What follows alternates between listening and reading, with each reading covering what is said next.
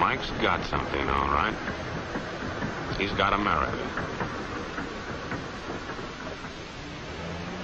But there are guys who stay up nights figuring out how to take that away from him.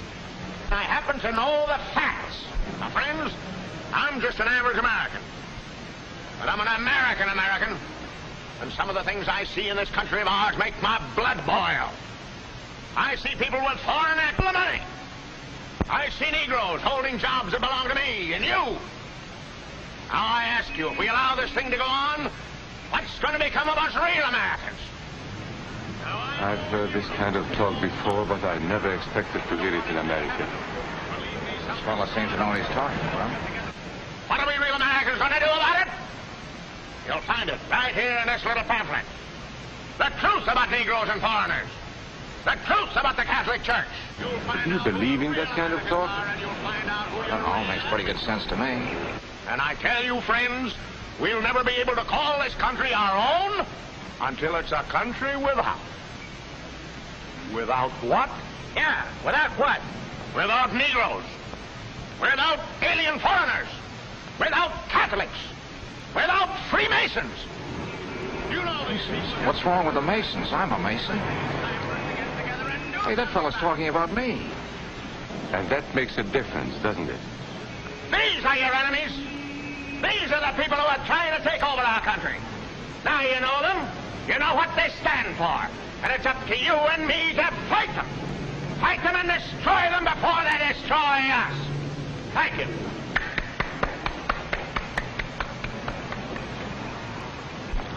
Before he said Masons, you were ready to agree with him. Well, yes, but he was talking about... What about those other people? But in this country, we have no other people. We are American people. What about you? You aren't American, are you? I was born in Hungary, but now I am an American citizen. And I have seen what this kind of talk can do. I saw it in Berlin. What were you doing there? I was a professor at the university. I heard the same words we have heard today. But I was a fool then.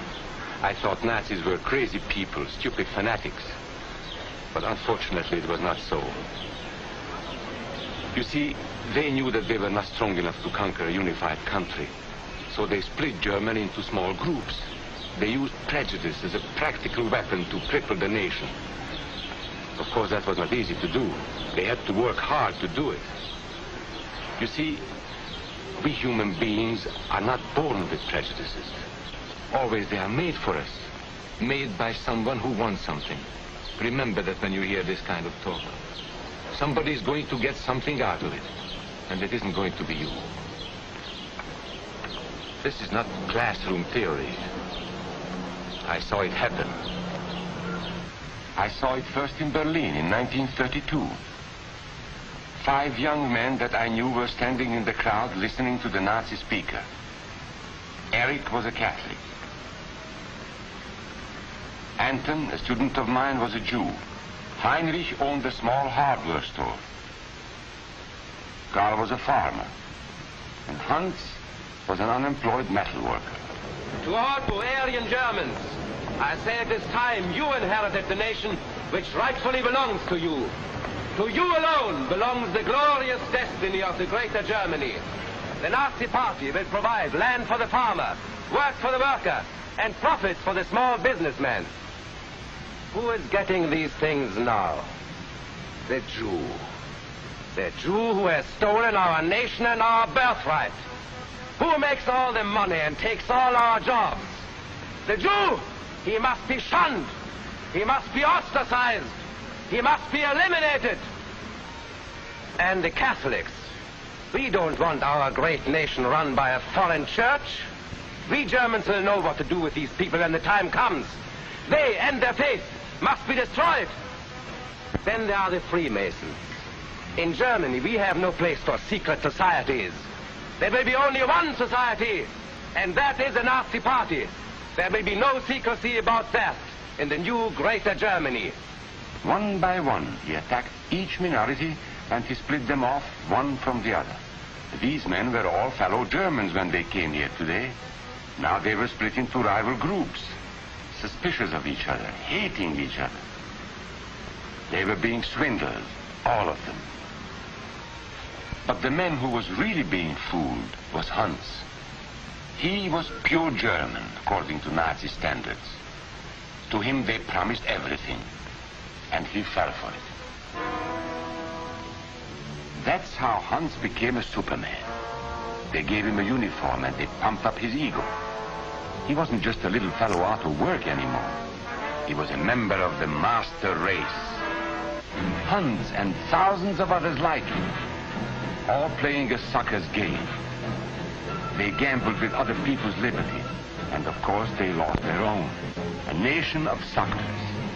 Hitler needed these people. There was lots of work to be done. There were trade unions to be smashed, because unions were organized and might offer resistance. There were many political parties in Germany. These the Nazis destroyed. They were determined to smash every organization where people might band together and resist them. There were Jews to be beaten and killed. The Jews were not powerful, but they were a convenient excuse for all the nation's ills. And besides, a Nazi party member could not take over this man's store. Hundreds of Catholics were put in jail because the Catholic Church had strength and could resist the Nazi drive for power. They had split the nation into 100 pieces, and then one by one, they had destroyed the pieces. Over these broken pieces, the Nazis rode into power. One party, one nation, one religion. These men had won their struggle for power. They now ruled all of Germany. But still they had trouble with their oldest and most persistent enemy, the truth. They found that truth does not die easily, and so they decided to abolish truth. One great source of truth is literature, so they burned books, 20 million of them. Many great men in Germany who were spokesmen for truth were jailed or driven from their country. Teachers, writers, scientists. Education was discouraged. In 5 years, college attendance dropped 53%. It was forbidden to listen to a British radio program or read an American newspaper.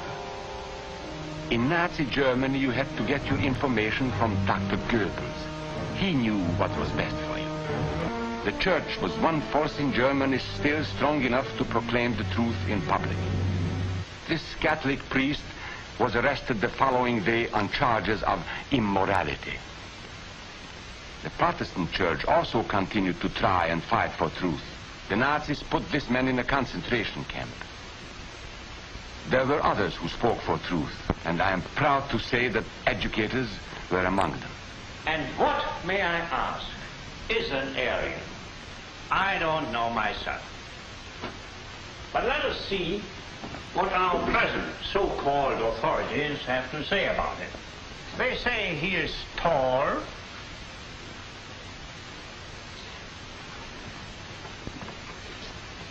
slender,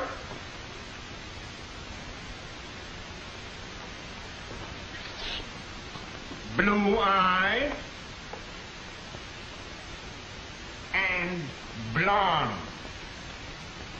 There is no Aryan race. And more important, there is no master race. There are people who may find these ideas convenient, but science cannot support them.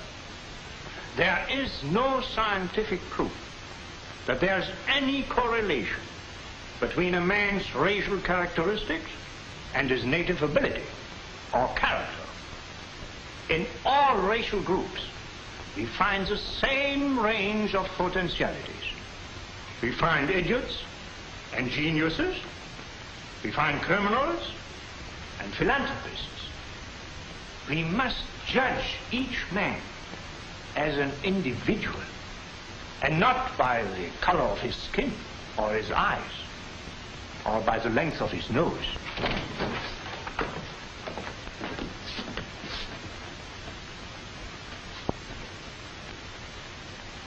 Come in, gentlemen. It's comfortable. And remember that there is no master race. That is a scientific truth. Anyone who tells you otherwise is lying.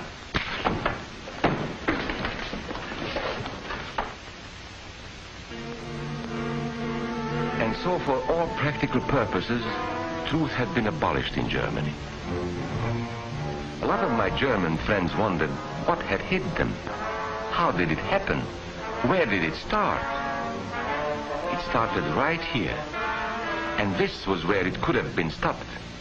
If those people had stood together, if they had protected each other, they could have resisted the Nazi threat. Together they would have been strong.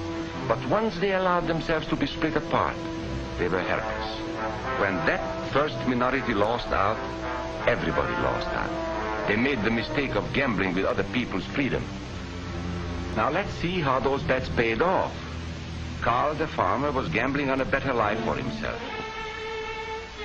What he got was extra hours of back-breaking work, as much as 100 hours a week. He was forced to stay on his land and produce what he was told to produce, because now Hitler was preparing for war. For Heinrich, who owned a hardware store, the bet didn't pay off either. 104,000 small businesses were closed in 2 years. And for Hans, conditions hadn't improved any. He had a job now in the munitions factory, but he worked long hours for little pay. The working conditions grew increasingly bad. And even though he didn't like the job, he wasn't permitted to leave it. And when Hitler decided the time was right, Germany went to war. Not by declaring war, but by a carefully prepared sneak attack. Once again, Hitler needed Hans to do his dirty work. Hans was an expert at brutality this time, and Hitler had decided to use Hans and his brutality against other peoples, the Czechs, the Poles, the French, the Russians. But in the crucial test of war, Hitler's race theories didn't pay off.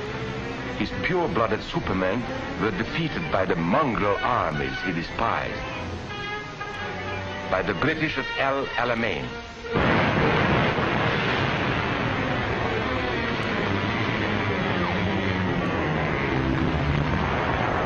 By the Russians at Stalingrad.